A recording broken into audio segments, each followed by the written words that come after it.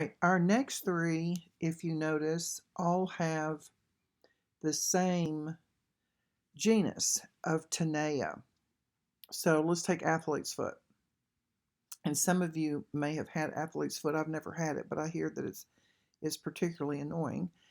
But it's Tinea pedis. Now, anything pedal, it means foot. So this ought to be a pretty easy one for you to remember.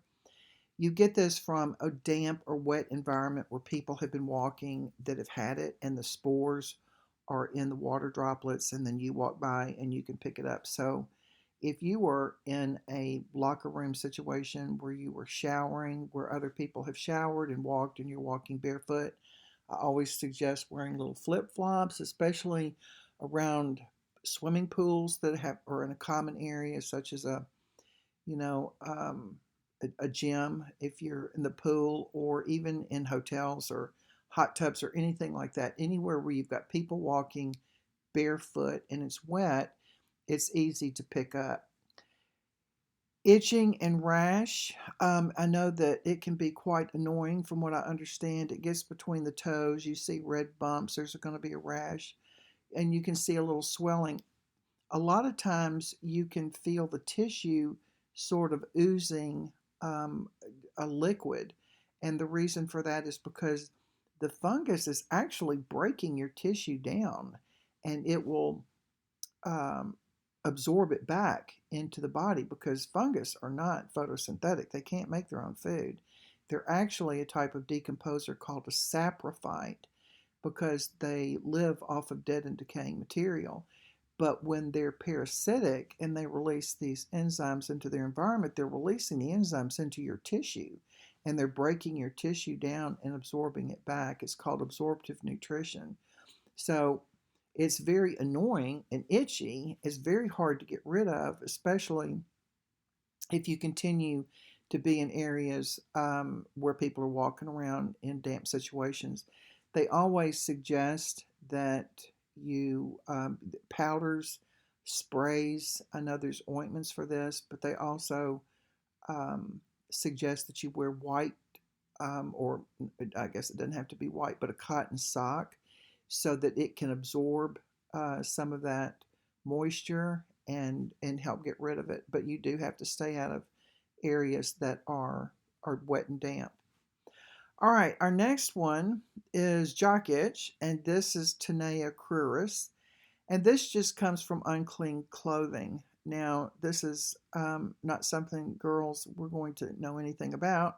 However, this is pretty common, especially for athletes who wear athletic supporters, um, or a cup for protection. Baseball players uh, wear cups, I'm guessing still, I'm not sure.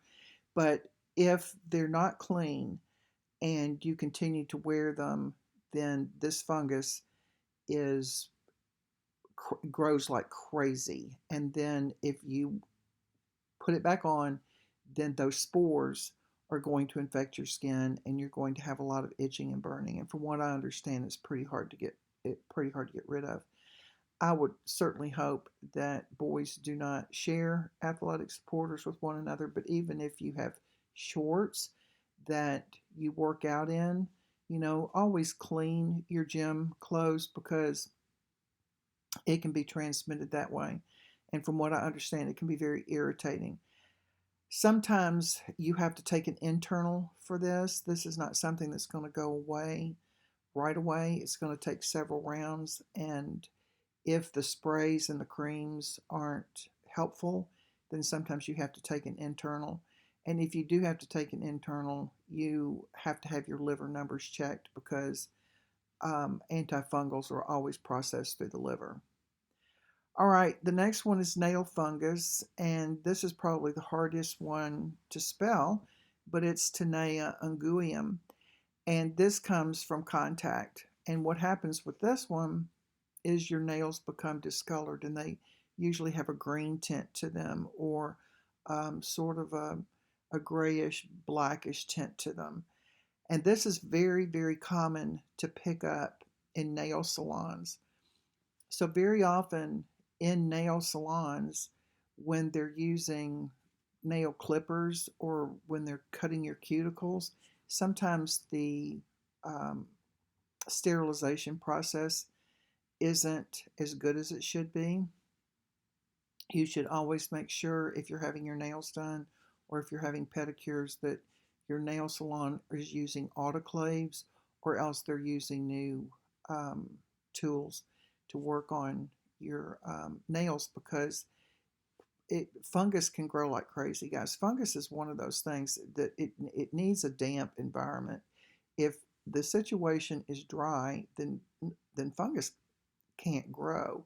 But anytime you've got people with their hands in water or their feet in water and someone hit prior or it's not very clean, those spores can be present and then um, you can get it as well. And I do have friends that have had those, not the dip, but the fake nails put on in the past and gotten really, really bad nail infections from them and had to go to the doctor and take an internal. So, this is one of those fungal infections that's hard to get rid of. If you have nail fungus, it's really, really, really hard to get rid of.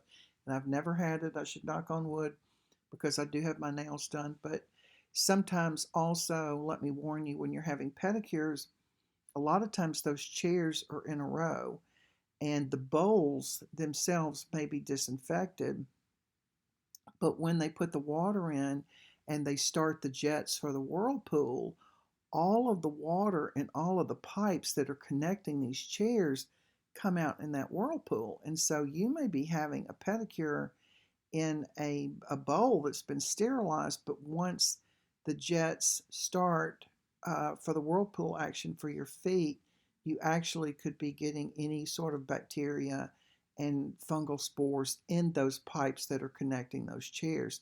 So you need to watch that. And some salons now have individual chairs and their individual um, pipes. But a lot of times when I go, I won't let them turn that on. They always look at me like I'm absolutely out of my mind. But I will let them, soak my feet, but I don't let them turn the whirlpool on because I'm very mindful of, chairs being in a row and having all that in the pipe. So be careful with that. There is a lot of topicals that you can use for nail fungus, but it's really, really hard to get rid of because you have to get up under the nail. So sometimes doctors have to cut the nail way back. It's very painful, and a lot of times you have to take an internal. So nail fungus is very, very hard to get rid of, and make sure that if you're come in contact with it, this is something you can also get by walking, through locker rooms and stuff like that. Anytime you're walking where someone else has and there hasn't been foot protection, you can pick up any kind of these fungal infections through your feet.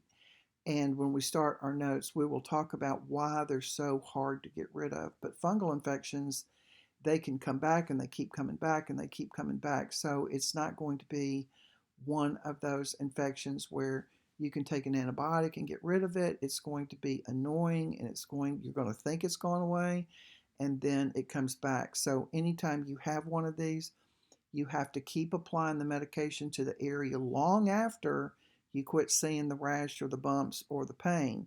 You keep doing it and keep doing it and keep doing it because if you've got any sort of spore line underneath the skin, it can reoccur once you quit using that medication.